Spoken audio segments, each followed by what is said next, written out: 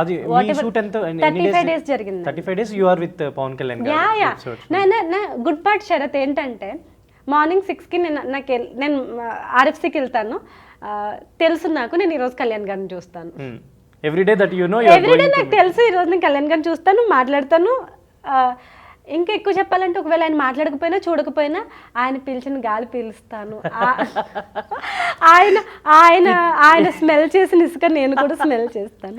ఆయనకి వాటర్ ఇచ్చిన ప్రొడక్షన్ అబ్బాయి నాకు వాటర్ ఇస్తాను. ఇది యాక్చువల్ ఒక డైలాగ్ ఉంది, పిచ్ అంటారండి దీన్ని అని చెప్పి. అని పిచ్చానండి ఇది, నేను చెప్తున్నాను పిచ్చానండి ఇది. పిచ్ ఉంటేనే శరత్ అది ప్యూర్ అంతే. అవును, మీరాబాయి పిచ్చి కృష్ణుడు మాట్లాడాడు, అవునా? రామదాస్ గారికి పిచ్చి రాముడిని తిట్టాడు, అవునా? అన్నమాచారి గారికి పిచ్చి ఎన్ని కవితలు వచ్చాయి.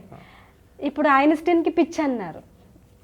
గొప్ప గొప్ప కనిపెట్టిన వాళ్ళందరూ పిచ్చి ఎక్కితేనే, సినిమా పిచ్చి ఉంటేనే.